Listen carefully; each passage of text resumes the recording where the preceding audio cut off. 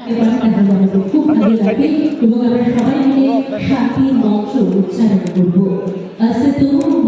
Agartala Udaipur Dharmanagar সেতলায় town সামনে বগে यात्री नारका हास्ति हाबां एक त्रिपुरा श्रेष्ठ त्रिपुरा सोनामनि लगे लगे जों एक আগরতলা শ্রেষ্ঠ আগরতলা সালামনানিব মুজंगो आबनि बगे जतनि चुपा सुनागो सागरं सालो साना जानाबो रवींद्र शतबार्षिक भवनो আগরতলা पौर निगम 2000 शारद समान 2024 पांडाबो पांडाफियग अबहायन कौशका मन्त्रिग्रा प्रोफेसर डॉक्टर मानिक साहा আগরতলা पौर निगम आमसेनि काइबातिसा वाटनि जजदा क्लाब ते मताय कमिटिनि बखाक्तै संगाजाक असम मतायाव जतनि सेलाय बेस्ट मताय नक सरामनि बेस्ट हाजकमनि लाइटिं साजकमनि मताय साजकमनि जतनि सेलाय काहाम थीम अबहाय बुरि रकबाय नायकलजाक मताय अबहाय बेरेम्बो काई निजिसा सकात याफानि रिका मन्त्रि अग्रा आसालो बेस्ट थीम बेस्ट मताय नक आबनकरिबो जतनि सेलाय मताय नायथके ताकमनि अबहाय रनो सकाते रांबो याफारका शारद समान पांडाबो मन्त्रि अग्रा हास्तिबो बिरखुं पालखुं कलक ते नेशनल हाईवे नि बखागो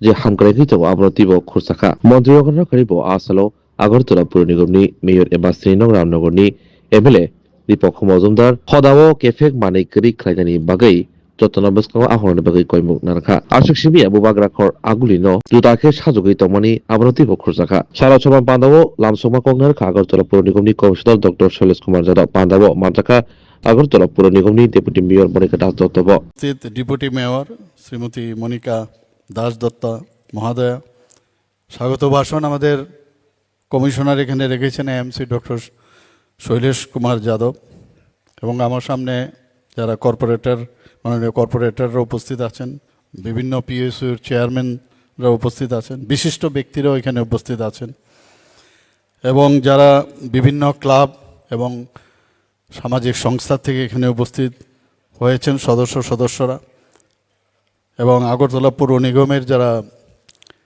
আধিকারিক থেকে শুরু করে যারা কর্মকর্তা বৃন্দ এবং মিডিয়া বন্ধুরা সবাইকে আমি হার্দিক অভিনন্দন ও শুভেচ্ছা জানাচ্ছি এরকম একটা সুন্দর একটা অনুষ্ঠানে সবাই উপস্থিত থাকার জন্য। আমি এর আগে আজকে সকাল থেকে আমার 3টা প্রোগ্রাম ছিল, একটু আগে আমি একটা প্রোগ্রামে গিয়েছি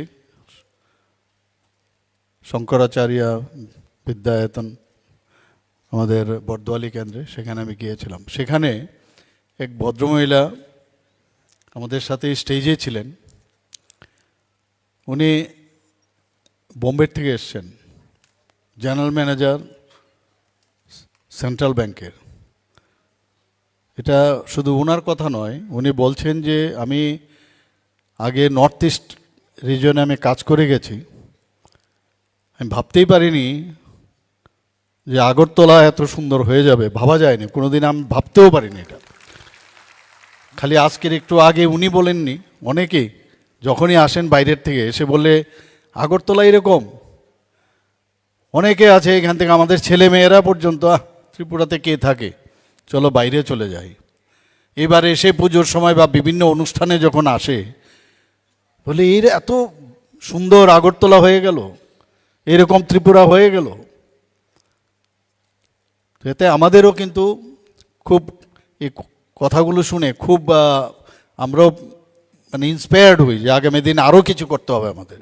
বসে নিই আমরা আচ্ছা, কমিউনিকেশনের দিক দিয়ে বলুন, এখান থেকে রেল রাজধানী থেকে আরম্ভ করে কাঞ্চনজঙ্ঘা থেকে আরম্ভ করে কত ট্রেন এখান থেকে যাচ্ছে।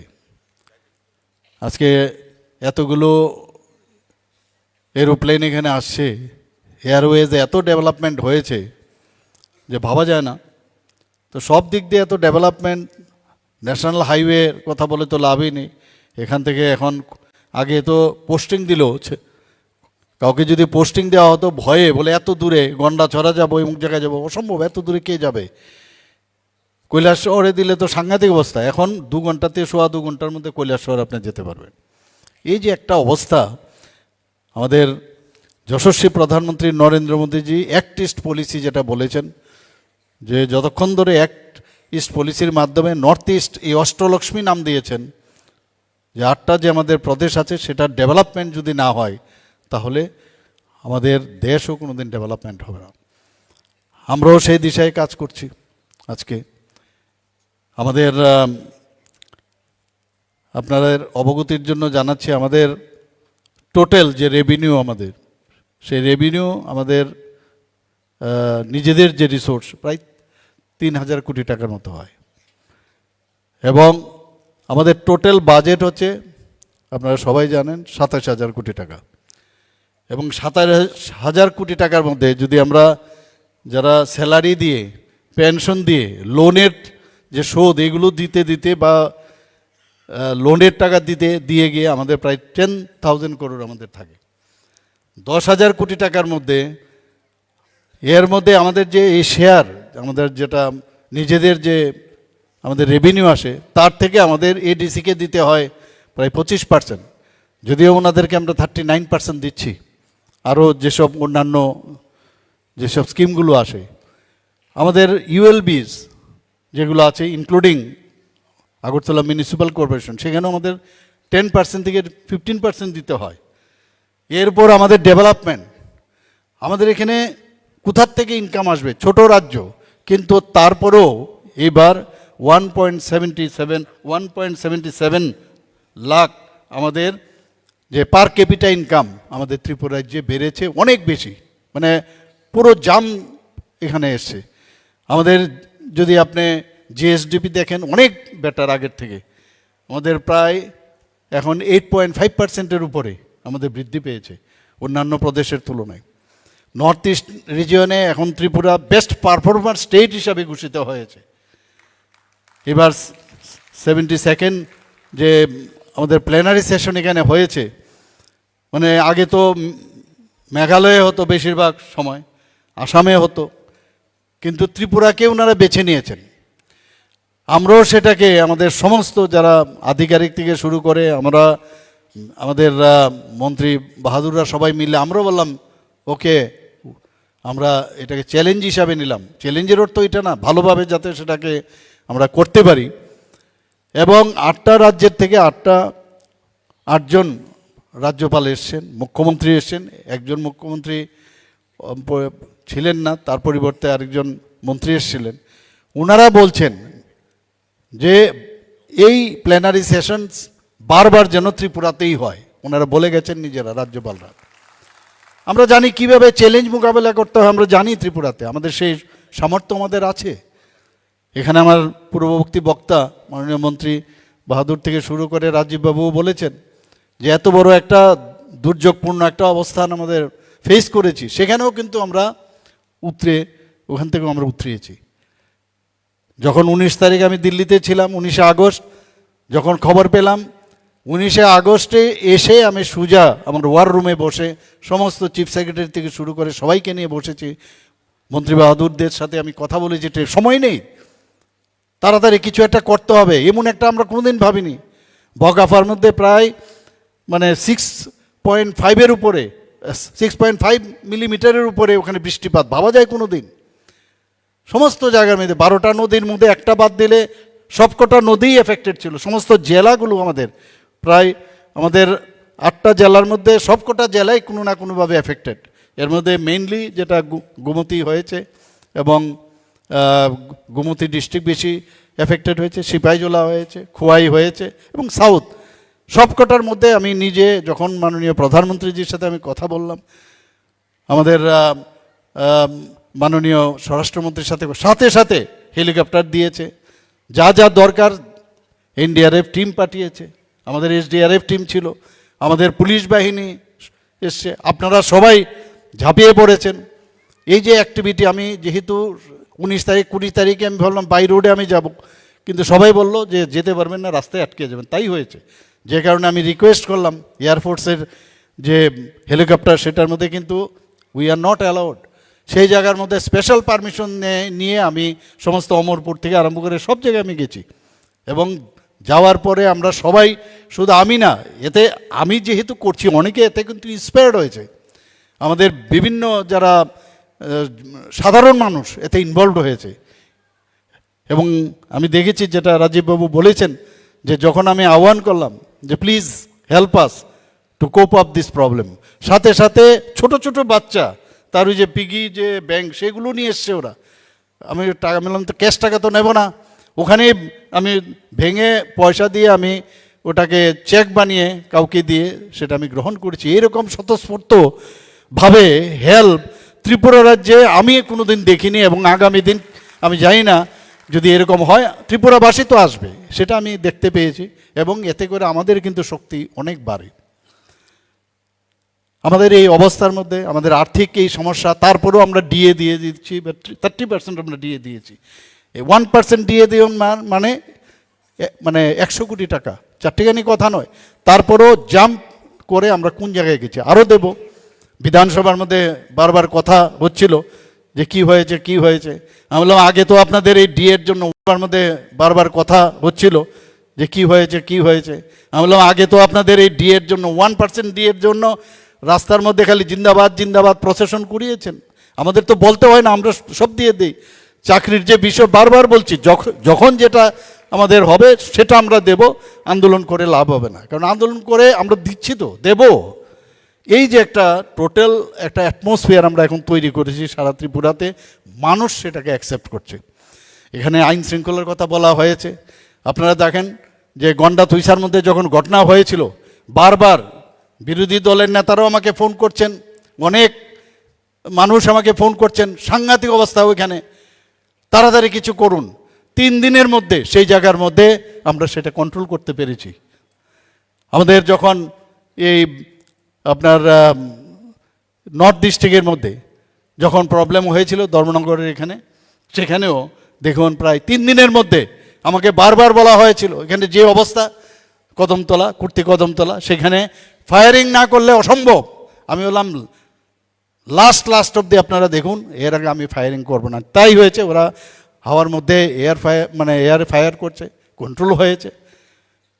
মানে আমরা জানি যে একটা ফায়ারিং করতে কতক্ষণ লাগে, অর্ডারটা দিলাম, কিন্তু কে মরবে? আমাদের লোক, আমাদেরই কেউ না কেউ মারা যাবে, সেটা আই ডিড নট অ্যালাউ। তো এইভাবে কন্ট্রোল। রানীর বাজারে ঘটনার সময় আমার মাননীয় মন্ত্রী বাহাদুর সেখানে নিজে উপস্থিত ছিলেন, সেখানেও একই অবস্থা, একটা দাঙ্গা লাগাবার একটা চেষ্টা হচ্ছিল। কিন্তু এই জায়গাটার মধ্যে আমরা নিজেরা চেষ্টা করে, এবং সেটা সবচেয়ে বড় যে আমরা এই চেষ্টাগুলো করছি, কারণ আমরা জানি মানুষ আমাদের সাপোর্ট করে, আমাদের উপর বিশ্বাস রাখে, সে আস্থা আছে, তার কারণে কিন্তু আমরা সেই কাজটা করতে পারি।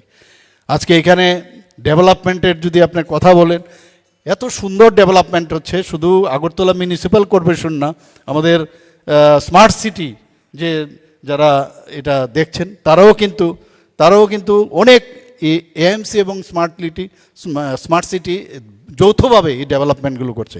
আমরা এর মধ্যে আমরা চাইছি যে সমস্ত ইউএলবিসগুলো প্রথমে আমরা উন্নত মানের করব, এবং এর মধ্যে আমরা ঘোষণাও দিয়েছি যে আগরতলা, ধর্মনগর এবং উদয়পুরে 3টি জায়গায় স্যাটেলাইট টাউন আমরা করব। কারণ এখন ঘনবসতি হয়ে যাচ্ছে আগরতলা বা উদয়পুর, ধর্মনগর, সেখানে স্যাটেলাইট টাউন একটু আরও এখন নতুন সমস্ত প্রজেক্ট যে ডিপিআর বানিয়ে আরও থাকার সুব্যবস্থা করে সেইগুলো আমরা ডেভেলপ করছি। আমরা এখানে ইস্টার্ন বাইপাস হচ্ছে, ওয়েস্টার্ন বাইপাস হচ্ছে, এখানে যানবাহনের কত সুন্দর ব্যবস্থা হয়ে যাবে। মানে আমরা চাইছি যে, কারণ যে মানুষের জন্য আমরা কাজ করতে চাই, সেটা আমরা করছি এখানে। আমার খুব ভালো লাগলো যে এখানের আগরতলা মিউনিসিপ্যাল কর্পোরেশনের, আমি ঢুকেই প্রথমে কিন্তু এটাকে ধরলাম। আমি আগের থেকেই ভাবছিলাম, যেটা আমার মাননীয় মন্ত্রী বাহাদুর সুশান্তবাবু বলেছেন, যে এটা একটু এবার হাইটটা কমে গেছে কিন্তু সাইড দিয়ে বেড়ে গেছে। তো আমি এসে প্রথমে দেখলাম কীরকম এটার ওজন হবে, আমাকে বললো 4-5টা দিয়ে যেতে, আমি জানি না আমি কতটুকু, ওরাই যারা নেবেন, যারা ক্লাবের এখানে সভাপতি সেক্রেটারিরা আসছেন, তারাই এটার ওজন বহন করবেন, আমি খালি একটু টাচ করব। এবং প্রতি বছরই কিছু না কিছু একটা নতুনত্ব আমাদের এএমসির মেয়র সাহেব দেন। এবং আমি এক সময় ভাবছিলাম, এখানে যখন আমরা সেই লাইট আমরা এখানে করছিলাম, প্রদীপ জ্বালাচ্ছিলাম, তো যেভাবে ঢাকিদের ঢাক বাজছিল, উলুধ্বনি, কোথার থেকে এসব প্ল্যানিং হয়? এটা তো ইভেন্ট ম্যানেজার যারা তারা করে, এটা আমি জানি না, উনি করতে, ওনার থেকে জানতে হবে, শিখতে হবে আমার, যে এটা কি করে এই একবার এক একটা জিনিস করেন। আর বিস্তারিত এখানে আলোচনা হয়েছে। আমি আপনাদের যারা ক্লাবের যারা করে, আমি নিজে বহু বছর ক্লাবের সাথে যুক্ত ছিলাম, তখন যেভাবে আমরা মানে আমাদেরও কিন্তু মাইন্ডসেট এরকম ছিল, যেরকম আছে সেই রকমই, খালি একটু জোড়াতালি। এখন কিন্তু এই অবস্থা নাই, এখন কিন্তু অনেক বেশি আপনাদের সুবিধা হয়ে গেছে। এখানে আমাদের মাননীয় মন্ত্রী বাহাদুর বলছেন আপনাদের কি কি করা উচিত। আমি তো বলবো, আমি মাননীয় আমাদের মেয়র সাহেবকে বলবো, একটা প্রতিযোগিতা হোক না, আপনাদের কোন কোন ক্লাবের এরিয়ার মধ্যে ড্রেনগুলো কত পরিষ্কার রাখা যায়, এটার একটা হোক না নতুন করে একটা প্রতিযোগিতা, এবং যে বেস্ট ওইখানের, মানে এখানে তো আমাদের যারা কর্পোরেটররা আছেনই, কিন্তু ক্লাব বেসিসে ওই ক্লাবের ওই এরিয়ার মধ্যে তারা কত পরিষ্কার রাখতে পারে, ড্রেনগুলো পরিষ্কার রাখতে পারে, ওখানে ড্রেনের মধ্যে কেউ যেন জিনিস না ফেলতে পারে, এটার একটু প্রতিযোগিতা হোক। এটার জন্য আরও বড় আর একটু যদি প্রাইজ আপনি ব্যবস্থা করেন, আমি আপনাকে হেল্প করব সেই বিষয়ে, তাহলে আমরা ত্রিপুরাকে আরও সুন্দরভাবে আপনাদের সামনে রাখতে পারবো। এখানে আজকে মায়ের গমনের যে কথা বলা হয়েছে এত সুন্দরভাবে হলো, এবং এটা কিন্তু শুরু হয়েছিল তৎকালীন সময়ে আইসিএর দপ্তরের মন্ত্রী ছিলেন এই আমাদের সুশান্তবাবু, তখনই উনি কিন্তু এটা শুরু করেছিলেন মায়ের গমন। সেটা শুরু করেছিল আগরতলা মিউনিসিপ্যাল কর্পোরেশনের সামনে, এবং আমরা যখন এইবার আলাপ করলাম যে আমরা আগে এখান থেকেই শুরু হতো, আমরা ছোটোবেলায় দেখতাম, আপনারা সবাই মেনেছেন, এবং দেখলাম যে সত্যিই ইট ক্লিকড এবং কাজ হয়েছে, দেখতেও ভালো লেগেছে, সবাই প্রশস্ত জায়গা ছিল, এবং সারা আগরতলা শহরের রাস্তা পরিক্রমা করে মূর্তিগুলো ভাসান দিয়েছে, এবং ভাসানের জায়গাও এত অদ্ভুত ব্যবস্থা করেছে, সত্যিই অপূর্ব। এবং আমার মনে হয় না ভারতবর্ষের কোথাও এত সুন্দরভাবে এই ব্যবস্থাপনা, এবং তার জন্য credit goes to all of you, not to AMC. AMC তো আপনাদের প্রতিনিধি হয়ে কাজ করছে। আমি সমস্ত যারা এখানে কর্পোরেটররা আছেন তাদেরকে আমি বলবো, রিয়েলি ইটস এ টিম। আমি একটু মাঝখানে একটু বর্ণনা করেছিলাম যে কেন এরকম হলো, যারা এখানে আজকে যাদেরকে আমার একটা খুব ভালো লাগলো, এমন সব বিশিষ্ট ব্যক্তিদের এই সিলেকশনের, আমি ওইটাও চিন্তা করছিলাম কার মাথার থেকে ওনাদেরকে খুঁজে বের করলো যে কি এই যে বিভিন্ন প্যারামিটারে ওনাদের যে সিলেকশন আজকে করা হবে, কোন কোন ক্লাব কোন কোন বিষয়ে পেলো, এই যে যাদেরকে সিলেক্ট করলো এরা বিশিষ্ট ব্যক্তি, বিদ্বজন এই সমাজের, তাদেরকে উনি যেভাবে বের করলেন এর জন্য আমি ধন্যবাদ দেব, এবং আপনাদেরকে আমি ধন্যবাদ দেব যে আপনারা এখানে এসছেন, আপনারা পরিশ্রম করেছেন, পরিশ্রম ছাড়া তো নিশ্চয়ই হয়নি। তো আজকে অত্যন্ত আনন্দমুখর আজকে একটা দিন, সবাই আমরা একসাথে মিলে এই আনন্দ উপভোগ করি, এবং এক ত্রিপুরা শ্রেষ্ঠ ত্রিপুরা, এক আগরতলা শ্রেষ্ঠ আগরতলা, সেটা আমরা আগামী দিন বানাবো। সবাইকে অসংখ্য ধন্যবাদ জানিয়ে আমি আমার বক্তব্য শেষ করছি। জয় হিন্দ। অসংখ্য ধন্যবাদ রাজ্যের মাননীয় মুখ্যমন্ত্রী শ্রদ্ধেয় প্রফেসর ডক্টর মানিক সাহা মহোদয়কে ওনার মূল্যবান বক্তব্যে আমাদের ঋদ্ধ করবার জন্য। অনেক অনেক ধন্যবাদ মহোদয়কে। এবারে আমরা যাব সেই